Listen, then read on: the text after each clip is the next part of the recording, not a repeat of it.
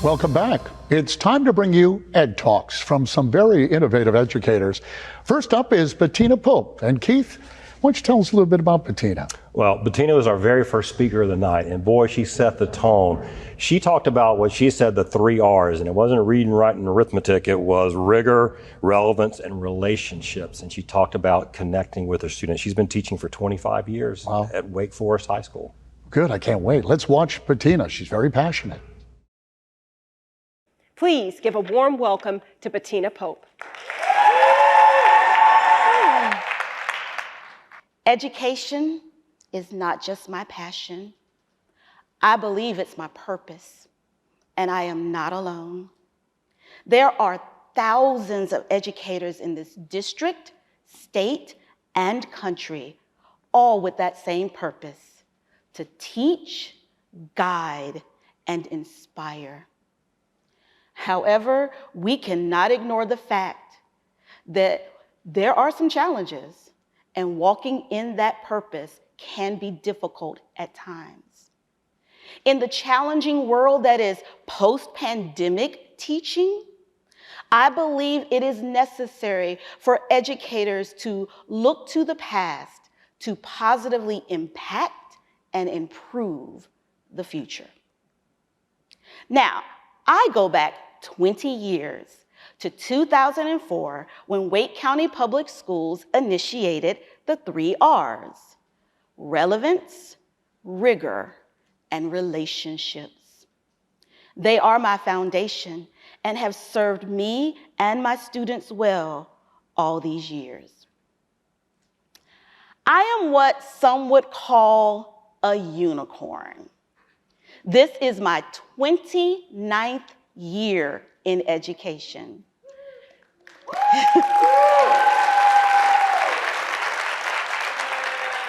26 of them having been spent at the same school. I am not old per se. I like to think of myself as seasoned. I was born in the 70s, a child of the 80s, raised by the 90s, and blessed to experience the 2000s.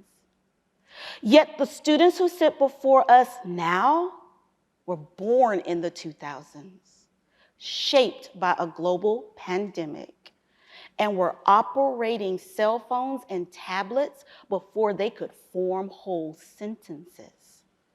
They are children of a technological age. Enter the first R, relevance. Every student is capable of learning. We must embrace this fundamental belief.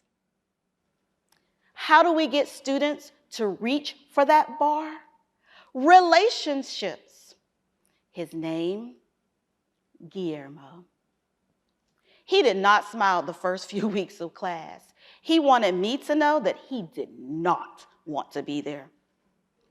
Freshman year had not been kind to him, and he had developed a distrust of education and educators. Now that year, my PLT was practicing DEAR, drop everything and read. Guillermo was hesitant and reluctant, but our media specialist, Heather, discovered that he was drawn to nonfiction, particularly those pieces detailing the lives of hip-hop artists. She ordered every appropriate autobiography and biography she could find, and Guillermo checked them out as quickly as they arrived. His confidence grew, as well as his academic output in all his classes. That semester, Guillermo not only finished second in number of pages read, but he also passed all his courses, putting him back on track to graduate with his class. We saw him. We poured into him and his interests. And more importantly, we let him know that we believed in him And that if he was capable of success in that one class, that he was capable of success in every class. So as you enter your classroom, know the people who sit before you. And remember, you are not teaching English or art or science.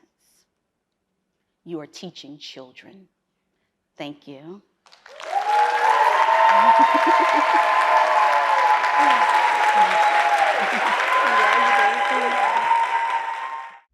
The next Ed Talk comes from Neil McEwen. And Keith, what's in store for us here? Oh, I love Neil. I can imagine his students must too. He's a 5th grade teacher at Partnership Elementary School.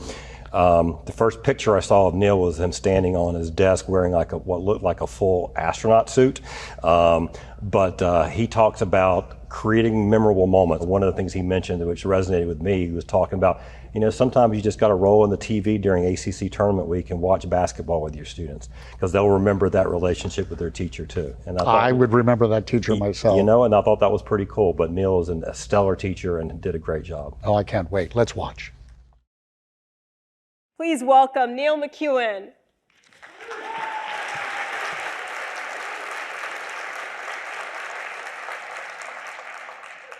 Tonight, I want to take you back to when you were a kid. I want you to think about a fun, memorable experience, maybe one that makes you feel nostalgic about being in school when you were young. For me, I was in 3rd grade. My teacher, Mrs. Borman, she was awesome. She popped us some popcorn. She rolled out one of those old school TV carts with like the cube TVs. And now one might think, hey, we're about to watch a science documentary, maybe a lesson in history, maybe even a good old classic Schoolhouse Rock, which would have been cool. Who doesn't love a Schoolhouse Rock? But we were there to watch something even better. We were there to watch the ACC tournament. Yes. That's right. I mean, if you grew up in the Triangle, you know what I'm talking about. Duke, UNC, NC State, it's the greatest basketball tournament of the year. And I was getting to watch it in the middle of a school day. I mean, I should be doing math, and I'm getting to watch basketball. So, this is not the 90s. I mean, this is the 90s. There's no curriculum connection or anything like that. Like, we're just watching basketball, having a good time, hoping UNC loses. So, 25 years later, and 10 years after being a teacher myself, I received a message from a former student. In it, she says, I was in your 5th grade class at Fox Road. I want to thank you for being a great teacher. You left an impact on my life. I'm pregnant with my first baby girl and in school for nursing. And then she said these words.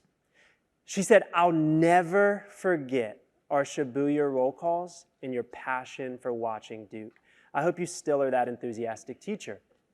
Can you take the uninspiring moments, the uninspiring meetings, the uninspiring day-to-day, and create these fun, memorable, out-of-the-ordinary experiences? If so, I believe you might see higher workplace retention, higher employee satisfaction, more productivity, and most importantly, just more positive relationships built on trust and unity and joy. I'm going to end tonight with a quick story from my 5th grade classroom. So I decided to be proactive and create one of these moments in my own class. And so I dressed up as an astronaut, our school mascot. I got up onto this table, 5th grade. I got up onto this table and I was going to fall back into my 5th grader's arms. I was doing a trust fall. We had this long conversation about trust. It was going to be magical, incredible. I was going to put it on Instagram. It was going to be awesome. And then this happened.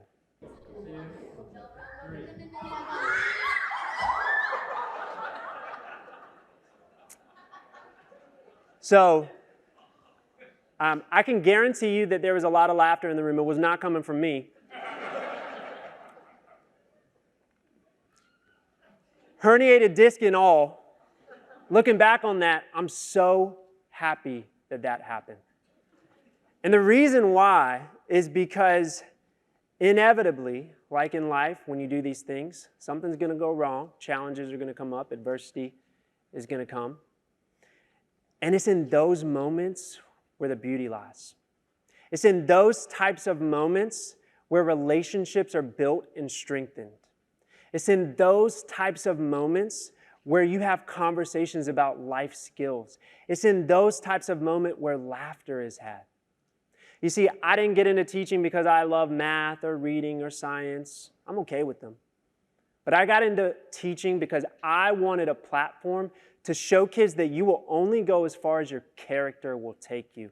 And it is in those real life moments where you get the best chance to do that.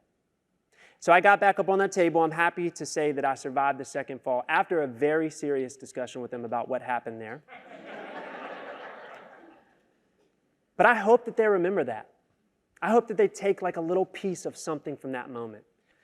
Don't underestimate the power of memorable moments. A pretty famous author, this guy named Dr. Seuss, he once said, "You will never know the value of a moment until it becomes a memory."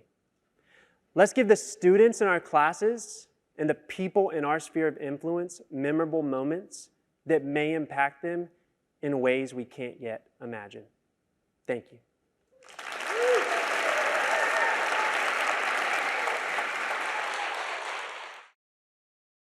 Wow, pretty bold move going with the trust fall. Got a lot more though. Stick around.